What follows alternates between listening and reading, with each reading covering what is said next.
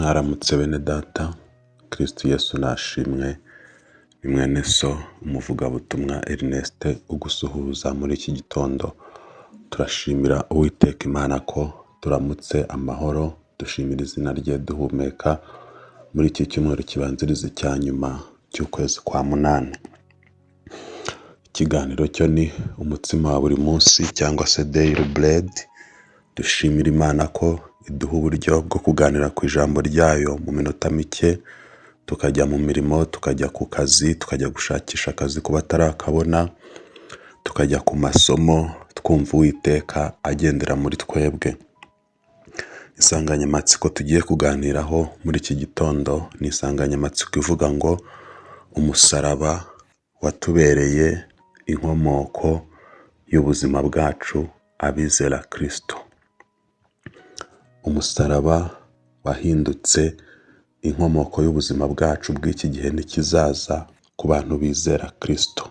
Inzira y'umusaraba ku bantu barimbuka badashaka Imana ibamwo ubupfu, ikabamwo urupfu, ariko kuvuga umusaraba ku muntu wakijijwe akakira Yesu bimuhesha kongera kumva akomeye, bimusubizamo imbaraga, akongera kumva ya soko y'amaraso iratemba muri we.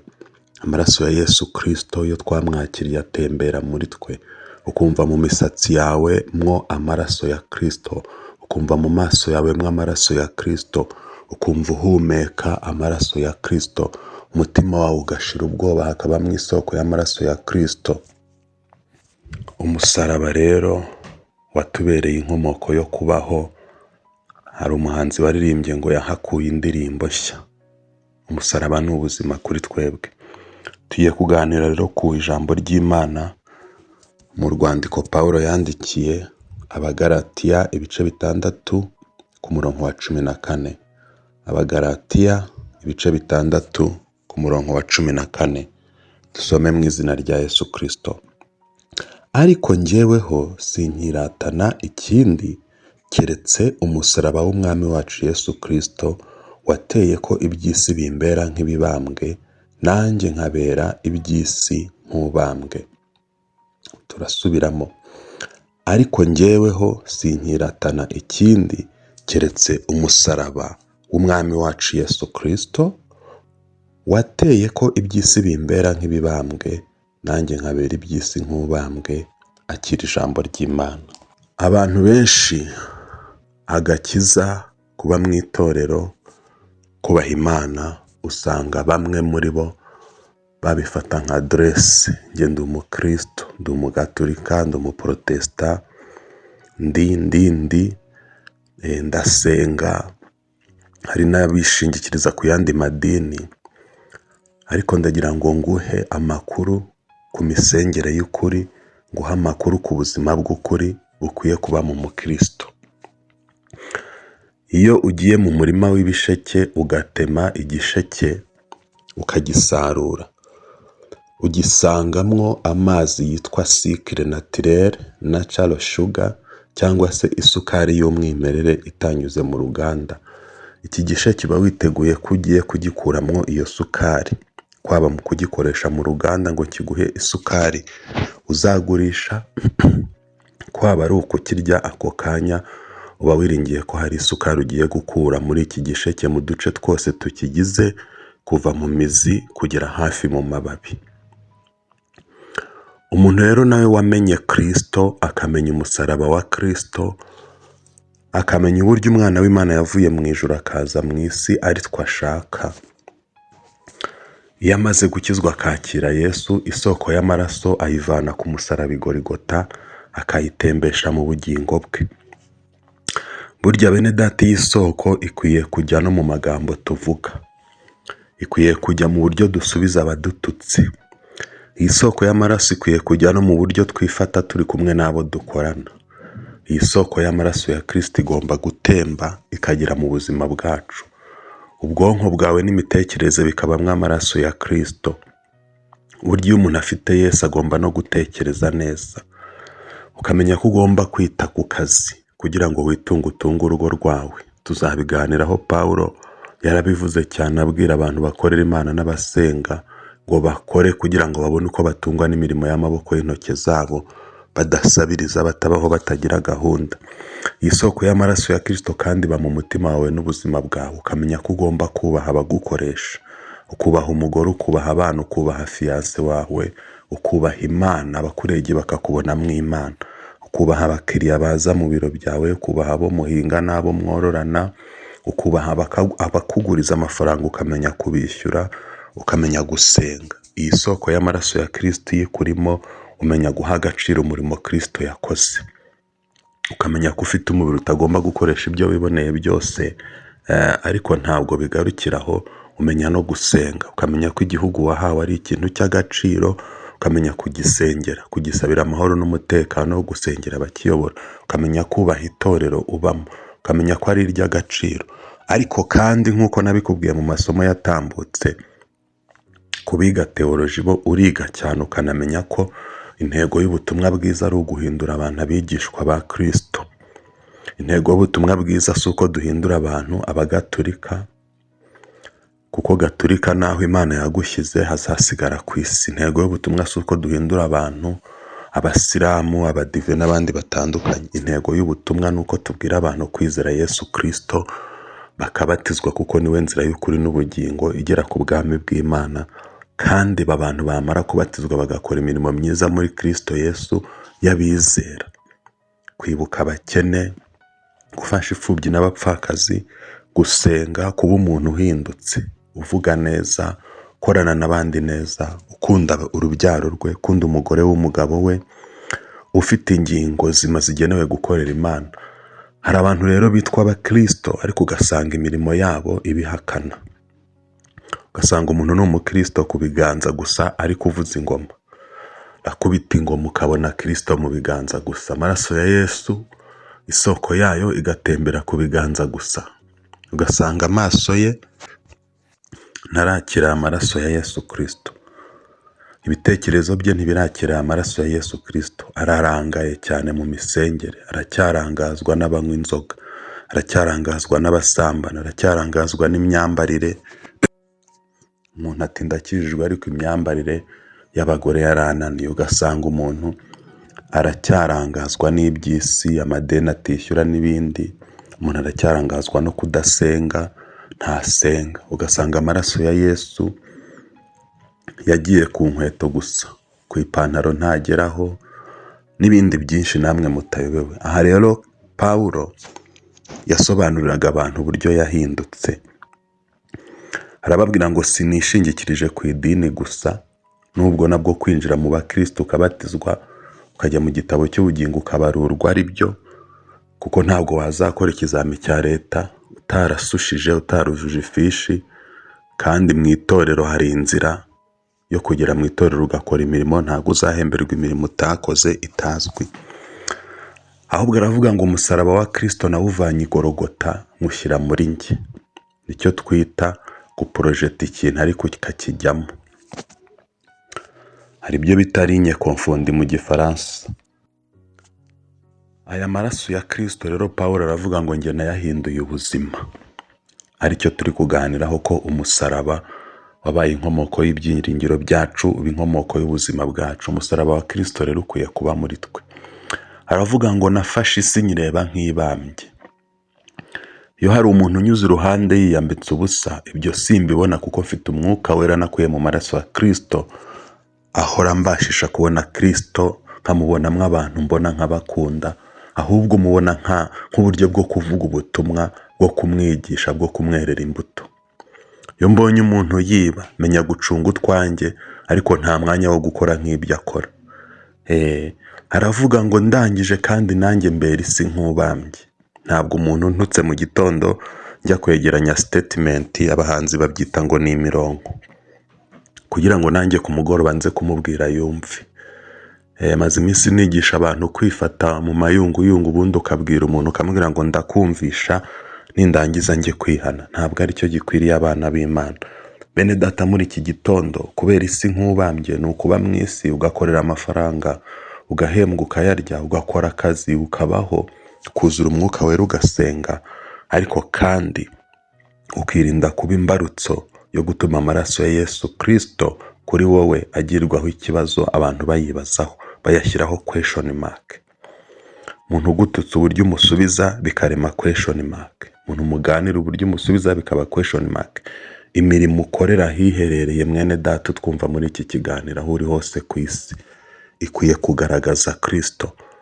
Twajyaga turirimba indirimbo tukiba i Rulindo muri korali Blessing, turirimba ngo ingendo y'umuntu wakijijwe igomba kugaragaza Kristo.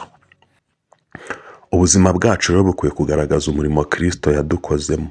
Ntabwo turi ku rutonde rw'abajya kwiba nijoro, ntabwo tugomba kujya ku rutonde rw'abantu bakwica kugira ngo babone n'amafaranga, bariganye iby'abandi, ahubwo tugomba kumenya no gusaba imbabazi uwo turi mu ideni kandi tugakora tukamwishyura. Tugomba guca bugufi tugasenga. Hari umuvugabutumwa nigeze mbona yigisha abantu ababwira ko iyo umuntu atajya asenga burya mu buryo bw'umwuka ngo aba ari umwibone, kuko gusenga ni uguca bugufi. Ndabinyuramo nihuta nkubwire ko gusenga burya ari ukubanza ukihana, ukicara hasi ukihana, niba ari muri gurupe ukihana, ukavuga ububi bwawe, ugakoza Satani isoni, amaraso ya Kristo agatembera muri wowe. Kabiri, burya gusenga no kugaragaza ukwizera, ukava mu ntege nke zo kutizera, ukagira ibirenge bizima byo kwambika inkweto z'ubutumwa bwiza ariko bishingiye ku kwizera Kristo. Gatatu, gusenga ni ukubonera Imana umwanya mu buzima bwawe. Ntabwo akazi gakwiye kugutwara umwanya ngo uburire Imana umwanya. Inshingano ufite, imikorere yawe, ubucuruzi bwawe bikwiye kugaragaza Kristo. Amaraso ya Yesu agomba gutembera mu byo ukora. Iminzani yawe upimiraho ibicuruzwa ikagaragaza Kristo. Aho wakirira abantu, uburyo uvuga, uburyo basubiza, uburyo barangarana, uburyo umukiriya gusaba ibintu ukamara igihe kinini. WhatsApp ni ngombwa kuyijyamo no kuverifiya communication, kumenya kuvugana n'umuntu mukorana n'uwo mubana mu rugo. Niba uri umwana ukamenya kubaha ababyeyi, kumenya guhakana imbere y'icyaha, ukavuga ngo no, amaraso ya Kristo namenye ari muri njye, umusaraba watumye mbera isi nk'ubambwe, nayo nkayibona nk'ibambye kuri njye, ntabwo atuma ninjira muri ibi byaha uri kunsaba. Wa mugabo we, wa mugore we, tugomba kwakira Kristo, tukakira ubuzima bwa Kristo muri twe, hahandi twemera no gutukwa no gusekwa no kugawa kubera umusaraba wa Kristo muri twebwe. Hari abantu bajyaga batera urwenya, ntabwo byabaye mpari, avuga ngo biga muri segonderi, hari umuprefe wigeze abwira umwana ngo nakore pompage ebyiri, amusanze mu gakosa atatebeje ishati, ngo umwana aramubwira ngo ntazo nkora, ngo amubwiye ngo ntazo nkora, ngo prefe ahita azikora, amubwira ngo ndazigukoreye, ariko aranamujyana ajya kumuhanisha ikindi gihano. Ntabwo mvuze ko ari uko wowe uzamera, kuko situation ntiziba zisa, ariko umuntu wamenye amaraso ya Kristo akamenya ko aya maraso bivuye mu guca bugufi, gushyirwaho ibyaha by'abari mu isi, gutukwa, guciragurwa, gucirwa ikanzu ari Imana, gukubitwa inkoni zirimo imisumari, bagukubita inkoni bayikuraho hagasigara igisebe, amaraso akava akagera igorogota ari exhausted. Haleluya. Nta maraso akimurimo, hahandi bamutera icumu mu rubavu hakaza amaraso make avanze n'amazi, hahandi umuntu abura n'utuzi two kunywa. Uyu ni umusaraba wo guca bugufi. Iyi ni inzira yo kwihangana. Agakiza rero si umwanya wo kumadaringa, agakiza si umwanya wo kwishyira hejuru, ni umwanya wo guca bugufi ugakorera Imana izaguhemba, ukabwiriza abantu ubutumwa bubahindura abigishwa ba Kristo. Imana irashaka ko tuba abigishwa bayo binyuze mu maraso y'umwana wayo Yesu Kristo. Ngubwo ubutumwa bwiza Imana ishaka ko duhinduka abigishwa bayo. Impamvu Imana ishaka ko duhinduka abigishwa bayo ni uko itorero ry'ab'Imana bazajya mu ijuru ni iry'abantu baca bugufi, ni iry'abakunda gufashanya, umuto akamenya kubaha umukuru, umukuru akicisha bugufi kubw'icyubahiro cy'umuto. Hariho Yesu Kristo yabwiye abantu ngo umwana w'umuntu yaje mu isi to serve not being served, gukorera abandi, ntago yaje gukoresha abandi. Guca bugufi, guca bugufi, kuvukira mu muvure w'inka ni uguca bugufi. Kumara iminsi 40 mu butayu utarya ni uguca bugufi. Kwambara ikanzu rugabire ni uguca bugufi. Kugendana n'abandi ntugurukire mu kirere ufite izo mbaraga ni uguca bugufi, kutagira abayesikoti bamurinda n'ibindi, kujya ku musaraba wambaye ubusa buri bawita umusaraba w'isoni. Bene data rero, ku musaraba dukwiye kuhakura indirimbo nshya iririmbira mu mitwe yacu, tugatekereza nk'abantu bazima twakira Kristo, tukavuga nk'abantu bazima twakira Kristo, tugasa nawe, tukambara nka Kristo, tugaca bugufi. Turi mu iterambere, turatera ipasi turacya, ariko iyo pasi, iryo kote, iyo myambaro yambariye kuki? Uvuga ute? Ukora ute? Usa gute? Ugenda gute? Mu mwijima abandi batakureba, uranywa iki? Urarya iki? Urakora iki? Ibintu bigezweho byaje ubu ngo byiswe maniyeri, ngo gukora akamaniyeri ukabana n'abandi warangiza ukabibeta ukajya gukora ikigafu ngo utere imbere ngo ukire vuba. Ntabwo ari byo, si yo nzira y'umusaraba. Uzasomeza buriya 73 uzabona ukuntu Asafu yabirebye agiye kugira ngo abantu badasenga Imana nibo bahiriwe. Imana iramwihishurira imubwira ko ahubwo abasenga aribo bahiriwe. Aremeza ku murongo wa 28 ngo burya kwegera Uwiteka niko kwiza kuri njye, ahubwo umwami Imana nkaba ari we ngira ubuhungiro bwanjye. Ndagushimiye ko wakurikiye iki kiganiro, iki cyigisho cy'umutsima wa buri munsi gitambuka buri munsi.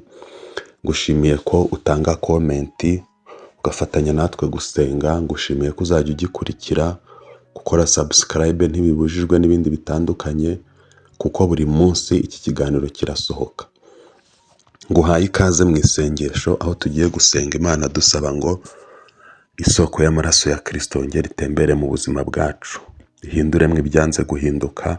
Niba wari ufite amasubyo, ngira icyigisho njya mbwira abantu cyitwa ingeso n'amasubyo. Gasanga umuntu yarakijijwe cyangwa ntaranakizwa ariko agira ingeso. Nigeze nganira n'umuntu muri gare ndimo ngenda, mvuye kubwiriza, abonye ntwaye ibitabo arambwira tuvuye kubwiriza, nti yego. Ati nari nkijijwe ndagwa. Ndambwira nti birakwiye kubyuka tugakorera Imana. Arambwira ati ngira ingeso ebyiri zananiye. Muri iki gitondo waba uri kutwumva hari ingeso ugira, ntiwihangana, ntuca bugufi, kwizera Imana byarakunaniye, wumva ko kwiba byaguteza imbere, kugira umunabi n'ibindi bitandukanye, kuryama ntusinzire, indwara zidakira, ndagira ngo wizerere muri aya maraso ya Kristo ari gutemba mu buzima bwacu. Dusenge imbaraga z'umusaraba zikubohore. Akira imbaraga, akira impinduka, akira kumva Imana bundi bushya muri wowe, akira kumva iki cyigisho kire mu buzima bushya, kirema imikorere mishya, imirebere mishya, imitekerereze mishya. Akira ubuzima bushya muri Kristo Yesu. Fatanya natwe gusenga Imana. Uwiteka Mana Nyiringabo, Imana ishobora byose, se umwami wacu Yesu Kristo, twize icyigisho cy'inzira y'umusaraba, ko ariyo nkomoko y'abakristo, kukizwa agomba kugera ku musaraba kandi agahamamo, umusaraba ukamubamo, amaraso ya Kristo akamutemberamo. Fasha uwumvise iki kiganiro gushobora guhinduka, bimushobokemwo ahinduke, abo umuntu mushya, nk'uko Petero wa mbere wihishahishaga ahakana Kristo yabaye mushyashya amaze kwakira amaraso ya Kristo mu buryo bw'umwuka, akaba muzima, akaba umugabo muzima wo kubwiriza abantu bakihana. Reka abantu mu ngo bahinduke bakira amahoro, reka abantu muri business bahinduke bakira amahoro, abantu batwumva batarakizwa bakwakire, bajye ku nsengero zibegereye babatizwe baba abantu bazima. Sengera ababatijwe kugira ngo utange imbaraga, shoboza abantu kugendera mu isi batayibamo mu mitekerereze n'imikorere, mu buryo bw'umwuka, babona isi nk'ibambye kandi bayibere nk'ababambwe. Reka abantu bahurwe ibyaha, reka abantu buzure umwuka wera w'impinduka. Bisenze nizeye izina ryawe rifite imbaraga. Kiza abarwayi batwumva, subiza abantu bafite ibyifuzo bitandukanye bumva iki kiganiro bagasengana natwe. Imbaraga z'umwuka wera w'impinduka, imbaraga z'umwuka wera ziremana ibitariho bikabaho, niziremane n'abantu bawe. Tanga ubwenge bw'imikorere, tanga abantu biga uburyo bwo kubeshwaho n'imirimo yabo, tanga abantu baha umugisha, abantu kuba umugisha, babera abandi umugisha, abantu bibuka kugira umutima ufasha, ukundana. Community yacu mu Rwanda igira amahoro. Dusengeye igihugu cyacu, itorero, turasenze ngo usuke imbaraga z'umwuka wera muri twe kandi usukemwe ubutabazi. Icyubahiro ni icyawe, kumvishe gusenga kwacu. Amen. Imana ibahe umugisha.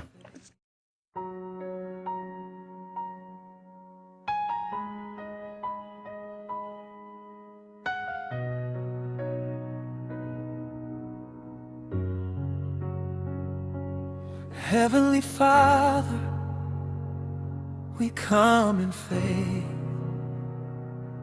Almighty God, we call your name. You change the story, you break the chain. You lift the weak and you heal the pain. You love us first, you fight for us. When fear speaks loud, you keep us sure.